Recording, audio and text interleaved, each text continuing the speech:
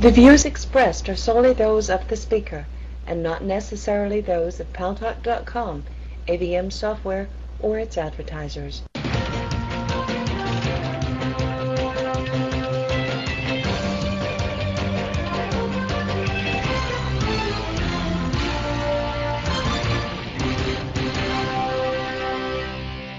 News Talk is online. News Talk Online is a production of Paltalk.com, the largest multimedia interactive program on the internet with more than 4 million unique users. On demand on iTunes and on YouTube and on my blog, GaryBaumgarten.com, where you're encouraged to post your comments, whether you agree with me or not. And by the way, I just decided to put on the afterburners, kick on the afterburners. I broke the sound barrier.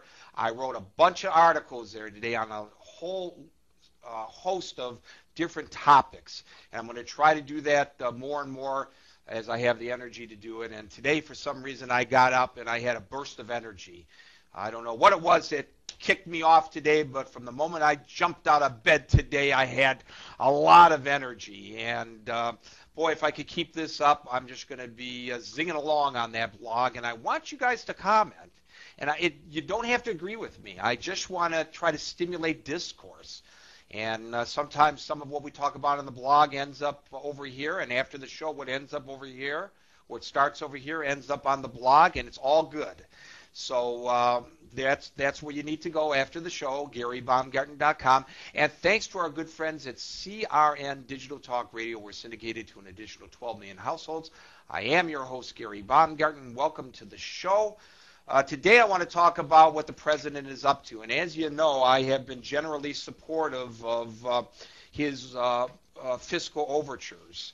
I feel like he was elected. I don't know the answers to these issues. I have friends on the right who say that, they should let the economy crash and burn and resurrect like a phoenix from the ashes on its own.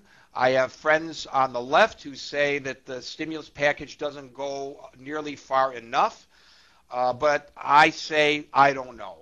And I say this guy was elected president, and somebody's got to do something, and he's trying his best, gosh darn it, and that's a good thing. At least he has a vision.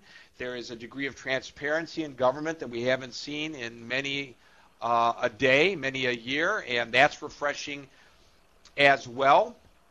And I'd like to see those guys and gals on Capitol Hill to put country first and party second, as the Republicans pledged to do during the convention. I would have been a lot happier had more Democrats voted against the stimulus package and more Republicans voted for it, voting their conscience rather than going along party lines. But I guess that's my utopic view of the United States. That's why I'm not so much into partisan politics. But today I have to ask some tough questions about what the president is trying to do. Now, I start by sharing with you a confession. I've revealed this to the audience in the past, but I will set up our discourse today by revealing it once again. I have trouble balancing my own checkbook. So I'm not the guy who has the answers when it comes to these issues. But even so, I've got to ask myself and then ask collectively in hopes that somebody here in the audience can set me straight on this issue. How do you pay for a stimulus package such as the one the president is pushing through, has pushed through? How do you pay for the 2 bailout packages that were approved during the Bush administration? How do you pay for the increasing war in Afghanistan and Pakistan? How do you pay for all of this, plus the fact that GM is coming back for more bailout money, plus the fact that Citigroup is coming back for more bailout money? How do you do all of this? And as the president suggests, promises, pledges, reduce the federal deficit, which is over $1 trillion, in half during his first term of office. I just don't understand how you can do it. Now, the best he can say is we're going to take a close look at government spending. Today at a summit that he held with members of Congress and financial leaders. He said, and I quote directly, "We cannot and will not sustain deficits like these without end. Contrary to the prevailing wisdom in Washington these past few years, we cannot simply spend as we please and defer the consequences to the next budget, the next administration, or the next generation." Well, that's all well and good, Mr. President, but how do you do that and spend all this money that you say is needed to stimulate the economy? All I got to say is I hope you're right that you will be stimulating the economy, because if you're not going to slash this deficit in half. Now, here's what's very interesting. Wall Street's not too impressed by what the president did today. Wall Street was down 250 points at the close. So it's not like the investors are looking at what he is proposing and saying, "Oh yeah, this is a good thing." They're very nervous about what he's doing. Now, to his credit, at the summit today, who did he turn to for parting remarks at the close of the summit? John McCain, his opponent, his Republican opponent in the run for the White House. And I give him a lot of credit for doing this. And McCain stepped up to the plate and said, "You know what, Mr. President, you're right. There are a lot of cost overruns in the federal government, and we have to tighten our belt."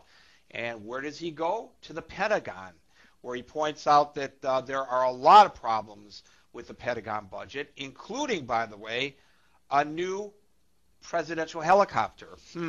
So maybe the president has to lead the way by saying, "Okay, I will not go for a new Marine One." McCain said that tough decisions need to be made.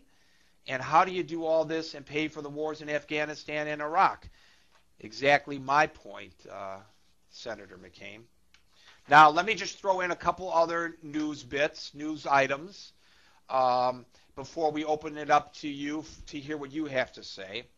Everybody is predicting this is going to be a long, long recovery. Well, no, not exactly so.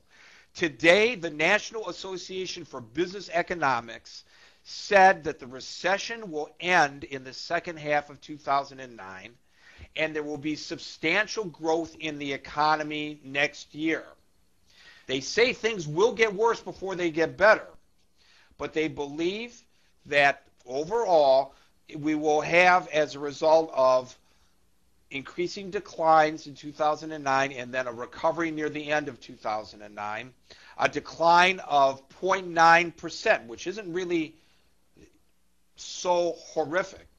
To compare it, last year there was a 0.2% decline. Unemployment is forecast to rise to 9% by year end, but the good news, according to the NABE, is that economic activity is expected to turn up in the second half of the year, and 2010 is expected to see modestly above trend growth of 3.1%. Well, I like to hear this from the president as well, because as President Clinton says, we need to hear some positive things coming from the White House as well. And by the way,